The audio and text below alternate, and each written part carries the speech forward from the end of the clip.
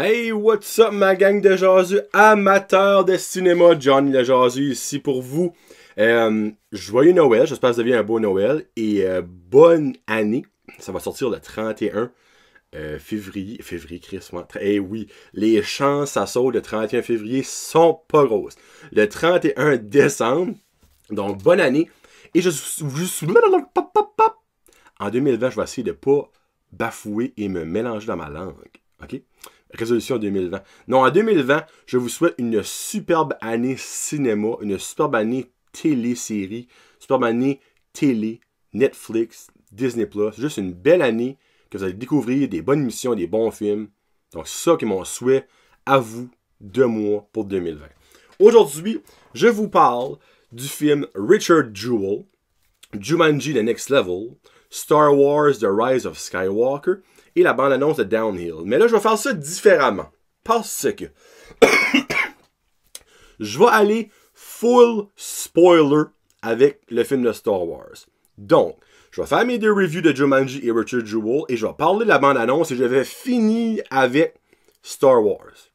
Donc, si vous avez déjà vu le film, vous pourrez continuer. Si vous n'avez pas vu le film, vous arrêterez là. Et si que vous voulez même pas voir le film, vous continuerez. Mais je vais vous avertir quand les spoilers vont commencer. Alright? Donc, ma première critique va être de Jumanji The Next Level avec The Rock, Jack Black, Kevin Hart et l'autre, je me rappelle jamais du nom de la femme. En tout cas, vous savez c'est qui. La suite à Jumanji Welcome to the Jungle. Et je lui donne un beau 4 jaseux sur 5. Comment je pourrais dire ça? Si vous avez aimé le premier Jumanji avec The Rock et Jack Black, pas le original avec Robin Williams, si vous avez aimé le premier Jumanji Welcome to the Jungle, vous allez adorer celui-là. C'est pas plus compliqué que ça. C'est le même genre d'action, c'est le même genre d'histoire, c'est le même genre d'humour, c'est les mêmes personnages, autre que ils ont ajouté Danny DeVito et frig. Le nom je me mélange toujours avec un autre homme. Je vais faire sûr que je dis son nom bien. Danny Glover. Danny Glover. Et il y a aussi Rory McCann. The Hound dans. J'espère que vous savez c'est qui. Non. Clegane, non. C'est The Hound dans Game of Thrones. Donc c'est lui qui est le gros méchant dans cette itération numéro 2 de Jumanji. C'est Jürgen the Brutal. Donc en gros, si vous avez aimé le premier, vous allez aimer le deuxième. Là, cette fois ici, ils sont à la recherche de Spencer qui a rentré tout seul dans la game puis qui est perdu dans la game. Donc, c'est la même gang qui rentre. Mais là, Danny Glover et Danny DeVito rentrent avec eux autres, qui est deux pépés, deux petits vieux, qui sont interprétés, dans un sens, par Jack Black et Kevin Hart. Mais ça, là, c'est du bijou. Danny DeVito, qui se fait personnifier par Jack Black, par The Rock, excusez-moi, pardon, par The Rock. Actually, par un autre bout par Jack Black à la fin, actually. Mais Kevin Hart en Danny Glover, c'est épique. Juste ça valait 3 étoiles. Sans même le reste du film, ça valait 3 étoiles. C'est drôle. Parce que Danny Glover parle vraiment lentement. Ce qui est tout le contraire de Kevin Hart, qui est une machine à... Donc ça, c'est super bon. La scène entre les ponts qui s'entrelacent de babouins, j'ai adoré ça. C'est pas la action scene la mieux faite de l'histoire du cinéma, don't get me wrong, mais en termes d'action, c'était vraiment bon. Il va en avoir un 3, c'est garanti. Restez après les premiers credits, pas les rolling credits, les premiers credits. Il y a un bout, vous allez voir pourquoi il va en avoir un troisième. Ils ont pratiquement déjà dit qu'il y en a un, parce qu'au box-office, ça va vraiment bien. Donc, un 4 sur 5, à voir absolument. Après l'avoir vu, je pense que je vais faire écouter à Loric parce que c'est comme le genre de style de film qu'il aime. Il y a des petits bouts, tu sais, comme plus rough, là. Mais c'est pas comme si c'est la première affaire de voir de quoi de rough non plus, le petit. Donc vraiment là, à voir avec vos enfants un petit peu plus vieux. S'ils ont vu Welcome to the Jungle, ben ils vont aller voir ça, obviously. Mais j'ai déjà hâte de voir le troisième. en souhaitant qu'il y a d'autres nouveaux personnages qui embarquent. Parce que c'est vraiment comme wide open. Là-dedans, t'as Aquafina qui embarque là-dedans comme un personnage principal. Puis t'as un cheval volant. C'est un monde fantastique, là, donc, hein? Allez pas comme, ben là. Mais reste que ça qui est le fun avec Jumanji, c'est que avec la façon qu'ils l'ont fait là, ça peut être ouvert à n'importe qui. Comme James Corden pourrait être dans le prochain, Arnold Schwarzenegger pourrait être dans le prochain. C'est comme n'importe qui peut embarquer là-dedans. Soit en tant que personnage qui, dans Jumanji, ou en termes que personne qui rentre dans le jeu qui se fait personnifier par du monde de Jumanji. Ça. Vraiment hâte au prochain. Allez voir celui-là, vous allez enjoyer ça. Prochain film, Richard Jewell, qui est une de mes surprises. Cette année, je lui donne un 4.5 jaseux sur 5. Wow! J'ai adoré ce film-là. En gros, vous pouvez tout savoir l'histoire right là parce que c'est based on a true story, ok? Mais c'est le acting qui était incroyable. C'est la première fois que je remarquais l'acteur qui fait Richard Jewell, parce que après que j'ai sorti du film, j'ai été voir c'était qui. Puis ben il y a d'autres films qui a joué dedans que j'ai écouté, donc je l'ai probablement vu genre, soit qu'il était un rôle très secondaire, puis je l'ai pas remarqué, ou que j'ai pas remarqué c'est lui. C'est Paul Walter Hauser. Ce gars-là mérite un Oscar right là. Son jeu de Richard Jewell est on point, amazing, A++, rien d'autre à dire. T'as Sam Rockwell là-dedans qui joue un avocat, qui est lui aussi excellent. Puis t'as Katie Bates, qui joue la maman à Richard Jewell, elle joue Bobby. Elle aussi, en tant qu'actrice de soutien, là, super, là, super bon. Il y a aussi là-dedans Olivia Wilde, puis il y a John Hamm. Les autres, c'est pas mal, pas du monde qui est that much connu. Mais en gros, Richard Jewell, qui est un everyday garde de sécurité.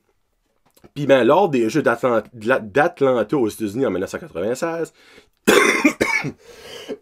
excusez, il y a eu une bombe. Mais dans le fond, lui a découvert la bombe et a permis à beaucoup de monde de rester en vie en, appelant la police, appelant la sécurité pour qu'ils vont voir, si c'était une bombe, puis deux, ben, faire un périmètre de sécurité pour que si la bombe éclate, qu'il y a moins de monde qui est affecté. Comme de fait, la bombe a éclaté, il y a au-dessus de 100 personnes qui ont été blessées. Je crois qu'il y a eu 2 décès à ce moment-là. Puis ben là, après que ça a été fait, mais évidemment, c'était une attaque sur les États-Unis. Fallait trouver qui c'est qui avait fait ça. Puis ben la cible facile, c'était Richard Jewell, la personne qui a trouvé la bombe, la personne qui a toujours aspiré à devenir police, mais qui ne s'est jamais rendu là. Je suis pas sûr que si c'est documenté, mais c'est clair que Richard Jewell était un brin autiste. Si quelque chose que dans le film est démontré est vrai, c'est clair qu'il est Asperger autiste par bout. Donc, lui devenait la cible facile et le FBI et les médias ont créé lui en tant que le bomber, mais c'était pas lui le bomber, en gros. Puis ça, vous le savez déjà. Mais reste que Olivia Wilde, qui joue la journaliste qui avait une petite connexion avec John Hamm, qui était dans le FBI, c'est elle, dans le fond, qui a tout créé ce monstre-là. Puis ben, à la fin, il y a quelque chose qui arrive, c'est triste, mais reste que c'est beaucoup de même dans les médias de nos jours. Puis ça, c'est en 96, ça fait 25 ans, presque, ben, pas tout à fait 25 ans passés, là. Mais de nos jours, c'est de même les médias sociaux à tous les jours. Là. Donc, un petit pense bien juste là. Mais dans le fond, ça bâche un petit peu le FBI qui crée des faux suspects parce qu'ils trouveront rien. Donc, ils se disent, pour sauver notre job, on va trouver quelqu'un qui a de l'air plausible et qui ne sera même pas capable de se défendre, de se débattre. Puis ben là, ils l'ont mis, lui. Pendant 3 mois, c'était lui le suspect numéro 1. Tout le monde pensait que c'était lui qui était le tueur. Le bomber. Ben, ou un tueur pareil, je t'ai qu'à ça. Mais vraiment, à voir absolument, je vous le garantis, vous allez aimer ça. C'est pas le film avec le plus d'action. C'est frustrant au coton par bout. Parce que c'est carrément de l'intimidation de A à Z, là, ce que lui vit, obviously. Mais que ce gars-là, à part sa travail, là, il est décédé, par exemple, il est décédé 1 an après qu'ils ont trouvé le vrai bomber. C'est comme ironique. Il est décédé à 44 ans des problèmes du cœur. Puis dans le film, tu vois certaines places que tu vois qu'il y a il y a pas des crises de cœur, mais tu vois, il y a de quoi au cœur. Mais vraiment, moi, je vous suggère fortement de voir le film. Il est encore au cinéma. Louez-les quand il va être là on demand sur Netflix. Je sais pas ce qu'il va être, mais écoutez ce film-là. C'est absolument à voir. Ça fait réaliser dans le fond comment facile que c'est de framer quelqu'un sur quelque chose qui a pas fait. Okay? Bon. Là, je vais parler de la bande-annonce de Downhill et après Star Wars. Donc, Downhill, c'est un film avec Judy Louise. Elle qui joue dans Seinfeld. Là, comme vous voyez, j'ai pas encore fini ma maudite grippe. Là, je m'excuse. Julia Louis-Dreyfus, puis Will Ferrell. Là, vous vous dites, eh ben, actuellement, avant, il y a aussi Christopher Hivju, qui lui aussi jouait dans Game of Thrones, comme le gars dans Jumanji. Là, vous me dites, Will Ferrell, l'humour pipi, caca, pénis, vagin, et non, ce n'est pas ce style de film-là. C'est une comédie dramatique. Will Ferrell sont vraiment dans sa zone de confort, de comme pénis, une grosse bédelle, des tatons, tu sais. C'est pas ça, ce film-là, ok? Oui, il y a des bouts drôles dans les prévus, mais c'est vraiment, dans le fond, c'est la vie d'un couple qui bascule parce qu'ils passent proche de la mort, ils passent proche de crever dans une avalanche, en gros. Puis ben, durant l'avalanche, ben, la maman est avec leurs 2 enfants, puis Will Ferrell, ben, il s'en va.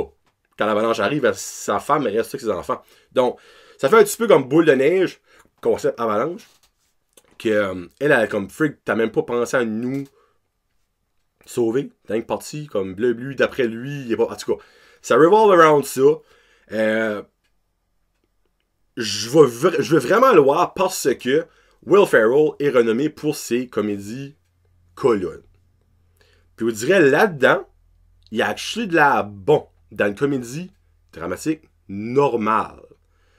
Donc, ça se peut c'est un flop de A à Z qui est pourri, qui a vraiment montré les meilleurs bouts dans la prévue. Mais moi, ça m'intrigue. Donc, Downhill sort le 14 février 2020, donc pour la Saint-Valentin. Puis, ben, c'est ça que c'est pour ma prévue de la semaine. Et là, spoiler, parce que si vous écoutez la vidéo, je vais parler de Star Wars, The Rise of Skywalker, et je vais full in spoiler. Donc, si vous n'avez pas vu le film, arrêtez d'écouter là. Parce qu'après ça, le show finit, ok? Si vous voulez pas voir le film, vous voulez savoir mon opinion, écoutez-le. Si vous avez vu le film, puis vous voulez savoir mon opinion, écoutez-le. Donc, à partir de là, ça commence là. Ok? Premièrement, je donne ma note. Peut-être vous pouvez entendre ma note. Je lui donne un 4 jaseux sur 5. Bon, là, les spoilers commencent right là. So, Rey est une Palpatine, mesdames et messieurs. Moi, je commence à rate là. On sait finalement les origines de Rey. Rey est une Palpatine. Donc, l'empereur Palpatine et son grand-père. Son fils à lui, c'est le papa à Rey. Donc, ça, c'est la grosse twist du film. Suis-tu content? Suis-tu déçu? J'étais surpris. Je ne vous mentirais pas quand ils l'ont dit, j'étais comme « Oh! » Mais après ça, j'étais comme « Hein? » Sur moi, ma première question. Je vais vous dire tout de suite, okay. Quand j'ai sorti du film, et ça, je vous ai déjà dit ça, moi, quand je sors du film, à ça, je ne note plus mes films là. Je prends une journée ou deux de pensage, et je donne ma note. En sortant, je donne à 4.5. Toute l'émotion, tout ça, à 4.5. Mais là, je l'ai droppé à 4 jaseux sur 5. Parce qu'il y a beaucoup trop de questions qui n'ont pas été répondues. Beaucoup trop. L'action était bonne, l'histoire était bonne, la fin, garde, c'était une bonne fin, là. Overall, allez voir le film, il n'y a aucun doute. Si vous êtes un fan de Star Wars, il faut vous voir le film. Si vous n'êtes pas un fan de Star Wars, pas prêt à dire, il faut vous aller voir le film, vous allez être écarté que le Chris. Mais anyway. Bon, ma première question pour vous autres, qui l'a vu, si vous écoutez ça, là. Donc, ayant fait un enfant, ben, il y a une maman quelque part. Donc, la grand-maman à Rey, on aurait pu savoir c'est qui. Qui se de fuck a fourré Palpatine? Ça, c'est ma première question. Deuxièmement, Finn, tout le long du film, veut dire de quoi à Rey. I have to say something to Rey. I have to tell something to Rey. Il l'a jamais dit. Pourquoi qu'on n'a pas su ça? Deuxième affaire. Troisième chose. Rose, là, l'asiatique, là, pourquoi est-ce qu'elle était comme 5 secondes d'écart dans le film? Elle était longtemps dans The Last Jedi, là. Dans ce film-là, on l'a pratiquement pas vu. Ça, c'est plate, j'ai pas aimé ça. Il y a une nouvelle personnage qui est elle qui drive un cheval. Vous savez ce que je dis? Là? Elle est la noire avec les gros cheveux bouclés. Mais là, tout porte à croire que c'est la fille à Lando. Puis à la fin, Lando, elle était comme I don't know my parents. Comme well, I guess we'll have to find out. Puis ça finit de même. Mais c'est clair comme de l'eau de roche que c'est lui son père. Pourquoi ça n'a pas été plus comme approché? Je sais pas. Les Knights of Ren. Dans The Force Awakens, c'était la grosse affaire. On voyait des memories, des flashbacks des Knights of Ren avec Kylo. Dans The Last Jedi, ils ont pratiquement pas parlé de ça. Là-dedans, on les voit 2 secondes d'écart, puis à la fin, Kylo les tue tout quand il devient Ben Solo. Ça aurait été nice. Là, parce qu'ils sont friggin' cool. Là, il y a déjà du monde qui dit oui, ils vont faire un film sur les Ren, les Knights of Ren. Ok, that's cool. Mais comme, le film va être avant ce film-là, donc, tu sais, ce qu'on va voir, c'est ah, cool, mais finalement, Ben les tue tout à la fin. Ça, c'est comme stupide d'avoir fait ça de même, dans mon livre à mon gars. Le petit gars avec le balai à la fin de l'ère Jedi, là, qui the fuck qui est lui? Il parle non même pas de lui dans ce film-là. Il n'y a pas un petit cliffhanger de même, c'était pour rien faire avec. Hein, ça de même. Mais il y a des côtés positifs, là. Moi, j'ai vraiment adoré le film de A à X. La seule affaire que j'ai pas aimé that much, la fin, je trouvais que la bataille de la fin, c'était comme pas assez long. C'était pas assez wow. C'était pas... Tu sais, tu prends exemple la fin de Avengers Endgame, quand tu as comme les trous, puis tout le monde saute, là, ça, c'est une fight malade. Moi, j'expectais ça dans Star Wars, avec les vaisseaux qui arrivaient, tac, back and forth. Ça tombait flat, là, pour moi. J'ai aimé que finalement Kylo Ren tombe sur le good side, devient Ben Solo. Oui, il est mort à la fin, mais quand même, en tout cas, ça, je trouve ça cool. J'ai adoré le retour de Han Solo. J'ai pas pleuré quand Léa est morte, mais j'ai eu un petit moton.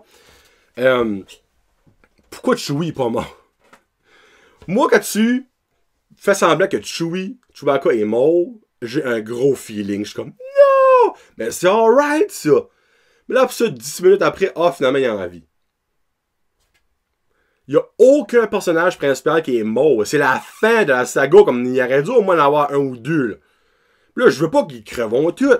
5 t'expliques. Iron Man, il est mort, là, dans Avengers Endgame. Mais pourquoi est-ce qu'il n'y a pas un gros personnage qui est mort de même là-dedans? C'est fini, là. Skywalker, ils n'en parleront plus, là. La saga Skywalker est finie, là.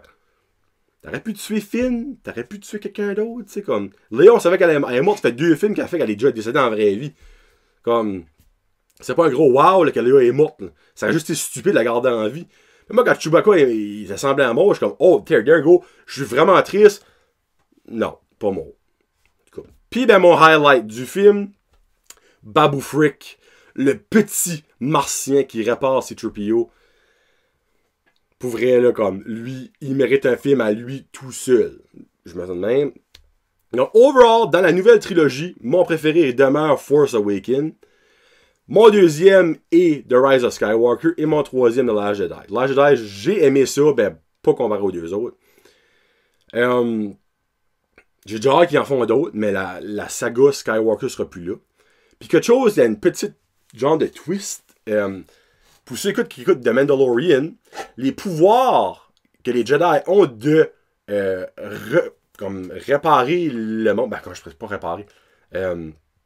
Guérir le monde. On n'avait jamais vu ça avant. Mais l'épisode 7 de Mandalorian a sorti le mercredi. Le nouveau film sortait le jeudi. Puis Baby Yoda, dans ce film-là, montre pour la première fois de l'histoire de Star Wars le pouvoir de guérir quelqu'un. Donc si vous n'avez pas vu ça, puis vous avez vu dans le fond Rey faire ça, c'est comme oh, first time. Non, Baby Yoda l'a déjà fait. Donc c'est ça qui est cool, les twisters. Et puis by the way, Mandalorian, c'est mental.